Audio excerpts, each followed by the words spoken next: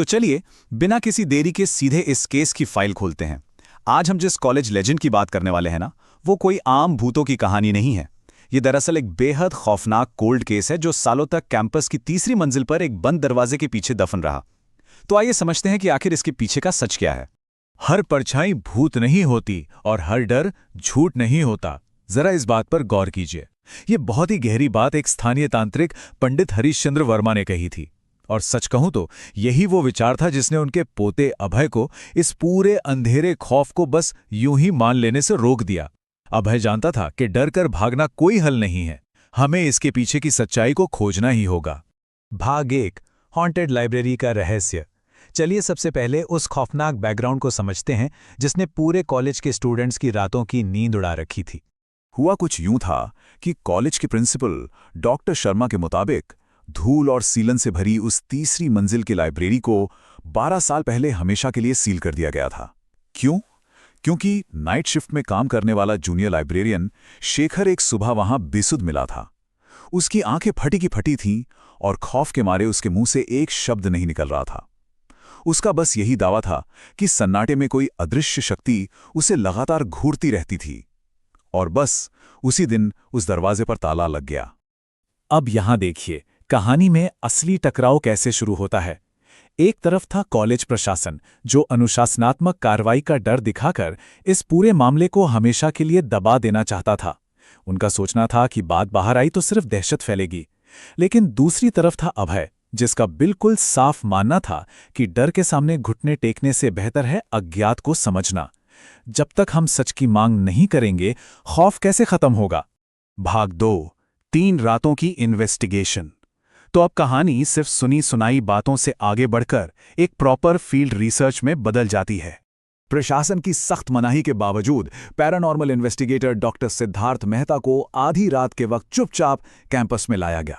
और ये लिस्ट देखिए, उनके उपकरणों का जो कॉम्बिनेशन था ना, वो सच में कमाल का था। एक तरफ EMF meter, thermal sensor, digital recorder और नाइट विजन कैमरा जैसी एकदम आधुनिक तकनीक, और वहीं दूसरी तरफ ऊर्जा को बांधने के लिए पारंपरिक नमक और मोमबत्तियां। मतलब विज्ञान और आध्यात्म दोनों का जबरदस्त इस्तेमाल किया जा रहा था उस बंद कमरे की भारी ऊर्जा को मापने के लिए। अब ये डेटा देखिए, ये बताता है कि कैसे 3 अलग अलग रातों में स्थिति बद से बदतर होती चली गई। पहली रात को तो सिर्फ ईएमएफ मीटर में स्पाइक्स मिले, वो टिक टिक की आवाज आई और अचानक लाइट्स गुल हो गईं। लेकिन दूसरी रात बात किताबों के गिरने, फोन की बैटरी अचानक 20% से 0 हो जाने और फुसफुसाहटों के रिकॉर्ड होने तक पहुंच गई। और तीसरी रात आते आते तो पूरा माहौल ही बेकाबू हो गया। भयंकर ठंड और चारों तरफ बिखरा हुआ सामान। इन्वेस्टिगेशन टीम को अपनी जान बचाने के लिए तुरंत वहां से भागना ही पड़ा। भाग 3, जब डर बाहर निकल आया। इस इन्वेस्टिगेशन का एक बहुत ही खौफनाक साइड इफेक्ट हुआ। उन्होंने अनजाने में किसी सोई हुई चीज को जगा दिया था। अब वो रहस्य सिर्फ तीसरी मंजिल के इस कमरे तक सीमित नहीं था, उसने अपनी हदें पार कर दी थीं। अचानक से पूरा कॉलेज कैंपस दहशत में आ गया। हॉस्टल की खिड़कियों में परछाइयां दिखने लगीं, रात के सन्नाटे में रोने की आवाजें आने लगीं, वॉशरूम में किसी के चलने की आहटें और क्लास की आखिरी बेंच पर अजीब आकृतियां। पूरा माहौल इतना खौफनाक हो गया कि घबराए हुए प्रशासन ने अभय और उसके दोस्तों को सीधे कॉलेज से निकालने की धमकी तक दे डाली।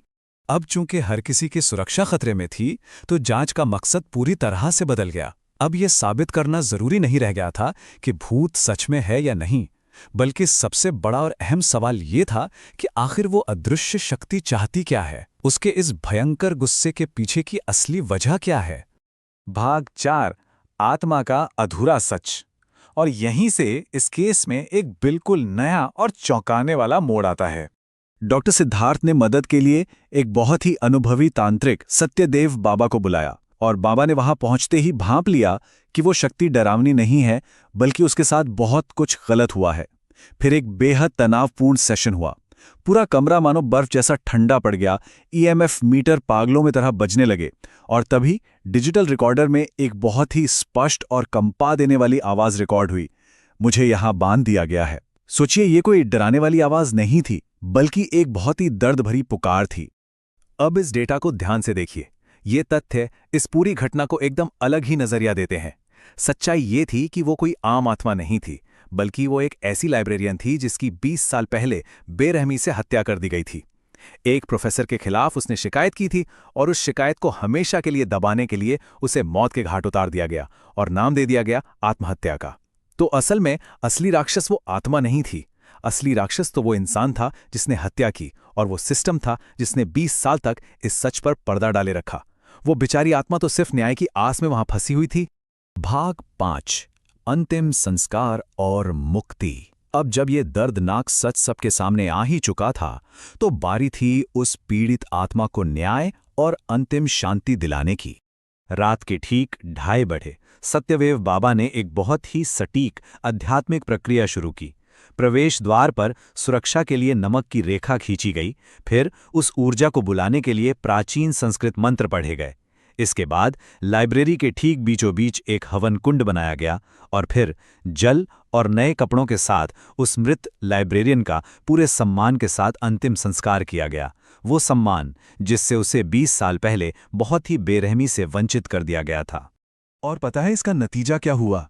जो वैज्ञानिक उपकरण पहले शोर मचा रहे थे वो एकदम शांत हो गए।